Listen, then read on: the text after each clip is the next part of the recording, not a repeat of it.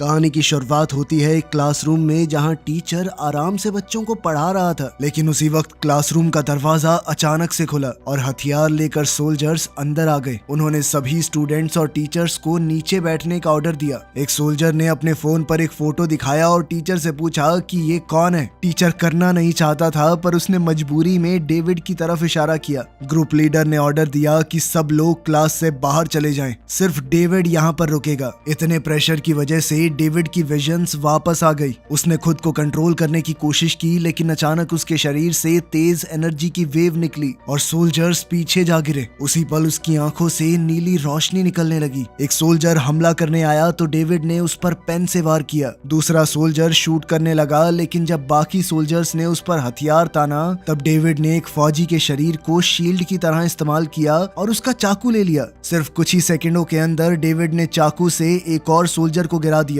और फिर एक दूसरे सोल्जर को टेबल से धक्का देकर खिड़की से बाहर गिरा दिया। अब सिर्फ ग्रुप लीडर बचा था। लीडर ने हथियार निकाला, लेकिन डेविड दीवार पर तेजी से भागते हुए उसके करीब आया और लात मारकर उसे गिरा दिया। फिर उसे क्लासरूम के बाहर फेंक दिया। प्रोफेसर हेंडरसन ये सब कुछ देखकर चौंक गए। अब उन्हें समझ आ गया कि डेविड के विजन सिर्फ उसकी कल्पना नहीं थे, वो सच में बहुत ताकतवर है। अब कहानी थोड़ा पीछे गई और हम एक लैब में इसी लड़के डेविड को देखते हैं, जिसे एक डॉक्टर चुपचाप ऑब्जर्व कर रहा था। डॉक्टर ने उससे पूछा कि क्या तुम्हें कुछ महसूस हुआ? जैसे ही लड़के ने याद करने की कोशिश की, उसके सामने एक अजीब सा विजन आ गया। उसे एक कमरा दिखाई दिया जहां नर्सेज उसे जोर से बांध रही थी और एक डॉक्टर थोड़ा दूर खड़ा उसे बहुत ध्यान से देख रहा था, जैसे कोई एक्सपेरिमेंट चल रहा हो। तभी उसके सामने एक क्रीचर खड़ा हुआ दिखाई दिया जिसका पूरा शरीर आग की लपटों में जल रहा था। लड़के ने अपने दाएं हाथ की तरफ देखा और चौंक गया। उसके हाथ में एक चाकू है। क्रीचर हमला करने के लिए आगे बढ़ा और पेशेंट ने चाकू से उस पर वार करना शुरू कर दिया। ये लड़ाई चल ही रही थी कि तभी अचानक वो झटके से एक कमरे में जाग गया। डेविड इन विजन्स की वजह से लगातार परेशान रहता था। कभी कभी उसे और भी लोग दिखाई देते जिनके शरीर लपटों में जल रहे हैं। उसकी तेज चीखें सुनकर उसका अंकल आंद्रे तुरंत कमरे में आया और दवाई देकर उसे शांत किया। सबको लगने लगा कि डेविड किसी दिमागी बीमारी से जूझ रहा है, इसीलिए उसके लिए लगातार दवाइयां लेना बहुत जरूरी है ताकि ये विजन्स कंट्रोल में रहें।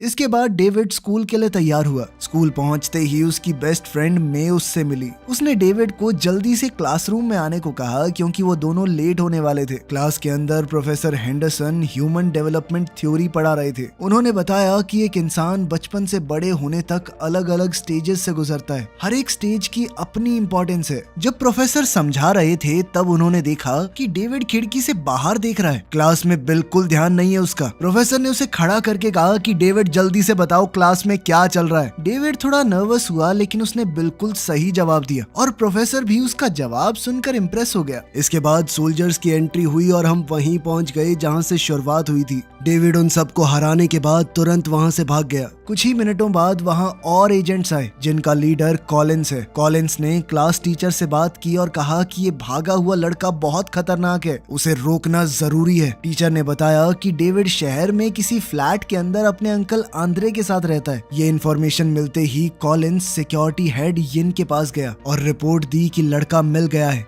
यिन ने तुरंत ऑर्डर दिया कि किसी भी हाल में उसे पकड़ना है। उसी वक्त मिस्टर शीरो इन्वेस्टर्स को अपने नए एनर्जी प्रोजेक्ट के बारे में बता रहा था। तभी उसका सेक्रेटरी उसे साइड पर ले गया और चुपचाप कहा कि लड़का मिल गया है। ये एनर्जी प्रोजेक्ट असल में डेविड पर हुए एक्सपेरिमेंट से जुड़ा हुआ था। शीरो ने सेक्रेटरी से कहा कि यिन को ये मामला संभालने दो, लेकिन उस पर नजर रखो ताकि प्रोजेक्ट की इंफॉर्मेशन मीडिया में लीक ना हो जाए।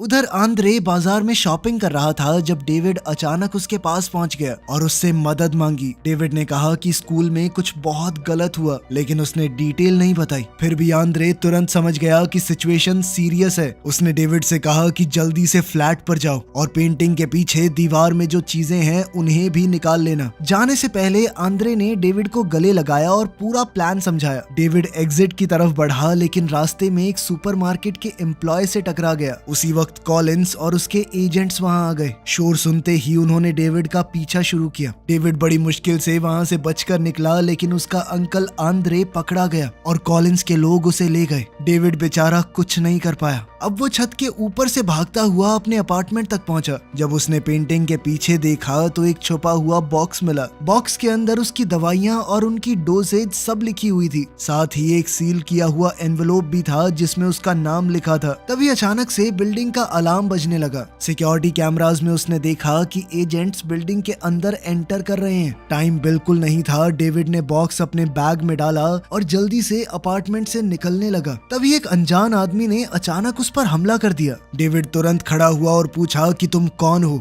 लेकिन आदमी चुप रहा। वो सीधा उसकी तरफ बढ़ता गया। डेविड ने अपनी फुर्ती और ताकत से उसका हमला रोका, लेकिन दुश्मन और भी तेज था। उसने डेविड को जोर से धक्का दिया और डेविड सीधा अलमारी पे जा लगा। उस आदमी ने अचानक अपनी तलवार निकाली और डेविड पर सीधा हमला करने के लिए आगे बढ़ा। डेविड ने मजबूरी में अपने हाथ से ही तलवार रोकी, लेकिन ब्लेड से उसके हाथ में गहरी चोट लगी। दर्द के साथ डेविड पीछे हटने लगा। तभी उसने शीशे की मदद से उस क्रीचर का शरीर दोबारा आग से जलता हुआ देखा। ये सीन देखते ही डेविड की ताकत जाग गई। उसने तुरंत दुश्मन की तलवार पकड़ ली और उसके ऊपर जोरदार वार किया, लेकिन जल्द ही डेविड के हाथ से हथियार गिर गया। अब दोनों एक दूसरे पर मुक्के बरसाने लगे, लेकिन डेविड ज्यादा तेज था और धीरे धीरे वो हावी होने लगा। इस दौरान डेविड के शरीर की एनर्जी ने उसके हाथ की चोट को पल भर में ठीक कर दिया। फिर अचानक उसकी आंखों की रोशनी बुझ गई, जैसे पावर खत्म हो गई हो। दुश्मन ने फिर से हमला किया, लेकिन डेविड ने बचाव करते हुए उसे दीवार पर जोर से फेंका, लेकिन वो आदमी फिर भी नहीं रुका। उसने एक और तलवार डेविड पर फेंकी। डेविड ने हमला रोका ही था, पर उस आदमी ने दूसरी तलवार निकाल ली। अब डेविड ने भी जल्दी से दीवार में घुसी हुई तलवार निकाली और दोनों के बीच लड़ाई फिर से शुरू हो गई। उसका दुश्मन भी उसी जैसी ताकत का इस्तेमाल कर रहा था। जब डेविड ने खुद को बचाने के लिए एक टेबल का सहारा लिया तो उसके दुश्मन ने अपनी ताकत से टेबल को बीच से काट दिया। इसके बाद विलन ने एक बेहद ताकतवर शक्ति डेविड की तरफ फेंकी, जिससे वो दीवार तोड़कर दूसरी तरफ जा गिरा। ये लड़ाई अब और खतरनाक हो गई थी, पर डेविड ने ऐन मौके पर अपने बैकपैक तक पहुंचकर दवाई निकाली और दुश्मन को इंजेक्ट कर दिया। उस दवाई का असर धीरे धीरे दिखने लगा। उसका दुश्मन अभी भी लड़ना चाहता था, लेकिन दवाई की वजह से बहुत कमजोर पड़ने लगा और डेविड ने भी मौका देखकर उसकी तलवार ले ली। अब डेविड के पास 2 तलवार थी। उसने डबल अटैक किया और आदमी को दीवार पर फेंक कर फाइट खत्म कर दी। इस लड़ाई के बाद जब डेविड को होश आया तो फर्श पर पड़े आदमी को देखकर उसे बुरा लगा, लेकिन उसके पास कोई और चारा नहीं था। अब वो तुरंत छत की तरफ भागा। वहाँ उसका सामना कॉलिंस और गार्ड से हुआ। इसके बावजूद डेविड ने एक छत से दूसरी पर छलांग लगा दी और वहाँ से एक गली में घुस गया, लेकिन इतनी मेहनत के बाद उसकी तबीयत खराब हो गई और वो बेहोश हो गया। उधर कॉलिंस और उसकी टीम तबाह किए गए अपार्टमेंट की इन्वेस्टिगेशन कर रहे थे। छानबीन के दौरान उन्हें एक फोटो फ्रेम मिला जिसमें मे की फोटो थी। कॉलिंस ने फैसला किया कि अब वो मे को ढूंढेगा। कुछ देर बाद डेविड दोबारा से होश में आया। उसने फिर से भागना शुरू किया और फिर थोड़ी दूर जाकर वो एनवेलोप चेक किया जो उसे मिला था। एनवेलोप के अंदर एक स्क्रीन वाला डिवाइस है। जैसे ही उसने उसे टच किया एक रिकॉर्डिंग चालू हो गई। उस रिकॉर्डिंग के अंदर डॉक्टर चेन नाम के साइंटिस्ट ने बताया था कि डेविड और कुछ दूसरे बच्चों पर एक्सपेरिमेंट्स किए गए थे। ये एक्सपेरिमेंट इंसानी प्रजाति को एकदम परफेक्ट बनाने के लिए था। इन बच्चों को एक दूसरे डायमेंशन की ताकत के साथ कांटेक्ट में लाया गया। ज्यादातर बच्चे जिंदा नहीं बचे। जो थोड़े बहुत बचे थे उन्हीं में से डेविड एक था। डॉक्टर चेन ने बताया कि डेविड का ख्याल उसने और उसके पार्टनर डॉक्टर जेंकिंस ने रखा था। रिकॉर्डिंग सुनने के बाद डेविड कंफ्यूज हो गया। उसके पास मदद मांगने के लिए कोई नहीं था, इसीलिए वो मे के घर गया। वहाँ उसने मे को पार्क की तरफ जाते हुए देखा। डेविड चुपचाप उसका पीछा करने लगा। जैसे ही मे ने डेविड को देखा वो खुश हो गई और उसकी तरफ भागी, लेकिन अचानक से उसने डेविड के पीछे एक हथियारबंद आदमी को देखा जो गोली चलाने ही वाला था। मे ने डेविड को आगाह करने की कोशिश की। डेविड पीछे मुड़कर देखने ही वाला था, तभी एक अनजान आदमी बीच में आ गया, लेकिन उस गुंडे ने बिना सोचे उस आदमी को भी शूट कर दिया और डेविड पर भी गोलियां चलाई। डेविड तुरंत पेड़ों के बीच में छुप गया। वो गुंडा रास्ते में आने वाले सिविलियंस को भी मार रहा था, लेकिन इसी अफरा तफरी का फायदा उठाकर डेविड और मे वहां से भाग गए। ये एरिया पहले ही एजेंट कॉलिंस की टीम ने घेरा हुआ था। एक एजेंट ने उन्हें ब्रिज के नीचे क्रॉस करते हुए देख लिया। उसने रस्सी की मदद से छलांग लगाई और उनका पीछा करने लगा। जंगल की तरफ तेजी से भागते हुए मे गिर गई। तब डेविड का सामना उस एजेंट से हुआ जो बॉक्सिंग ग्लव्स पहने हुए था। उस एजेंट के मुक्कों में खास ताकत थी। हर एक मुक्के से एक खास तरह की वेव निकल रही थी। डेविड उससे बचने की कोशिश कर रहा था, लेकिन एजेंट की ताकत से वो हक्का बक्का रह गया। जब डेविड खड़ा हुआ उसने देखा कि वो एजेंट दोबारा से जलते हुए क्रीचर में बदल गया। डेविड ने अपनी स्ट्रैटेजी बदली और मुक्कों की जगह लात मारने लगा, क्योंकि वो एजेंट मुक्केबाजी में तो एक्सपर्ट था, पर वो डेविड के इस नए लड़ने के स्टाइल को हैंडल नहीं कर पाया। डेविड ने उसे धक्का देकर नदी में गिरा दिया। फिर भी वो एजेंट वापस उठ गया। उस एजेंट ने डेविड को टेबल की तरफ फेंक दिया। अब वो डेविड को पकड़कर उसका गला दबाने लगा। तभी वहाँ 2 और एजेंट्स आ गए। दोनों बंदूकों के साथ तैयार थे। डेविड ने तुरंत हमला किया और अपने दुश्मन के शरीर को एक ह्यूमन शील्ड की तरह इस्तेमाल किया ताकि वो गोलियों से बच सके। इस तरह उसका एक और दुश्मन खत्म हो गया। लेकिन अब डेविड के सामने 2 एजेंट तैयार खड़े थे। एक लड़की जो कि किकिंग स्पेशलिस्ट है और दूसरा एजेंट जो लाठियों से लड़ता है। उन दोनों के हमले इतने तेज थे कि डेविड रिएक्ट तक नहीं कर पाया और आखिरकार बेहोश हो गया।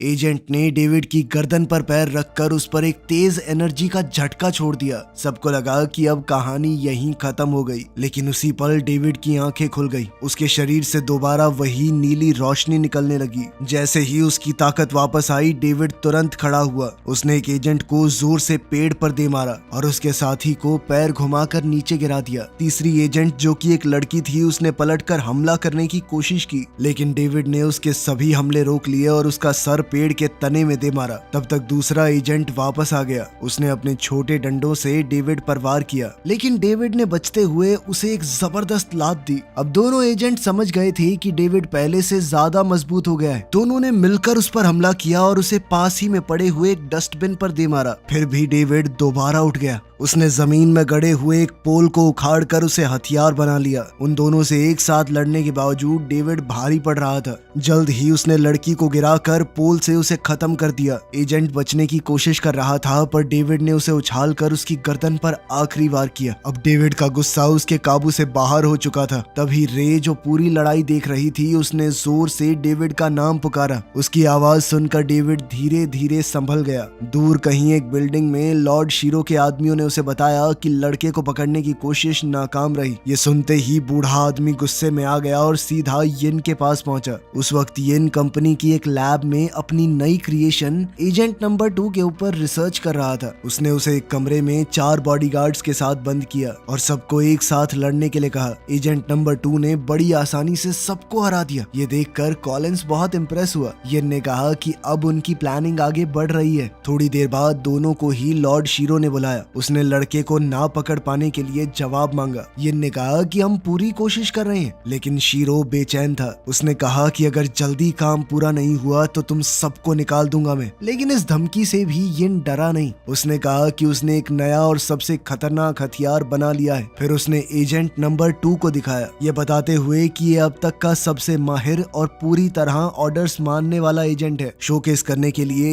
यिन ने कहा कि ये सामने खड़े आदमी को मार दो। एजेंट तुरंत लॉर्ड शीरो की तरफ बढ़ने लगा। फिर यिन ने तुरंत ऑर्डर रोक दिया। ये देखकर शीरो हैरान रह गया। उसने कहा कि जल्दी से इस एजेंट को लड़के को पकड़ने भेजा जाए, लेकिन शीरो को ये नहीं पता था कि एजेंट नंबर 2 सिर्फ यिन के ऑर्डर मानता है। असल में यिन अब खुद से बॉस बनना चाहता था।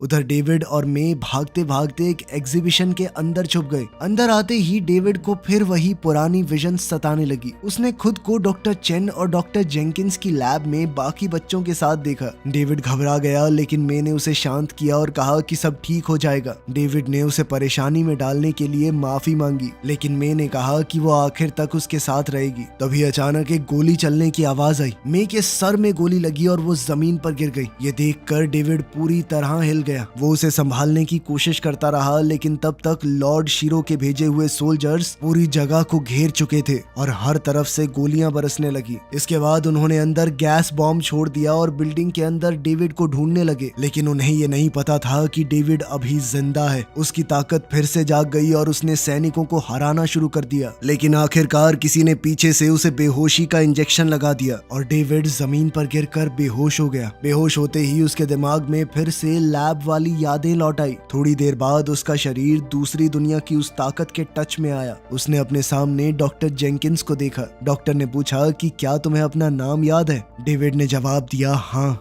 डेविड। ये सुनकर डॉक्टर हैरान रह गए क्योंकि लैब में मौजूद बाकी बच्चे अपनी पहचान याद नहीं रख पाए थे। फिर डेविड से और पूछताछ की गई। डेविड ने बताया कि मुझे प्यार का एहसास याद है और मैं उसे दोबारा महसूस करना चाहता हूँ। तभी उसने आवाजें सुननी शुरू की जो कह रही थी कि उसे सब कुछ भूल जाना चाहिए क्योंकि उसका काम सिर्फ अपने टास्क को पूरा करना है। इस डरावने सपने के बाद डेविड की आंख खुली तो वो एक कुर्सी से बंधा हुआ था। उसके सामने उसका चाचा आंद्रे था जिसका चेहरा घायल है। थोड़ी देर बाद येन वहां आया। उसने कहा कि वो आंद्रे को जानता है और उसे उसकी मदद चाहिए। उसने आंद्रे से प्रोजेक्ट मेजा के सीक्रेट मैसेजेस बताने को कहा। आंद्रे ने मना कर दिया। तब येन ने बंदूक उठाकर डेविड के सर पर तान दी। आंद्रे ने डेविड से कहा कि सब कुछ ठीक हो जाएगा और फिर भी कुछ बताने से मना करता रहा। अब येन का सब्र टूट चुका था। उसने बंदूक आंद्रे पर तान दी। इससे डेविड घबरा गया और उसने कहा कि गोली मत चलाना, लेकिन येन समझ चुका था कि आंद्रे कुछ नहीं बताएगा, इसीलिए उसने गोली चला दी।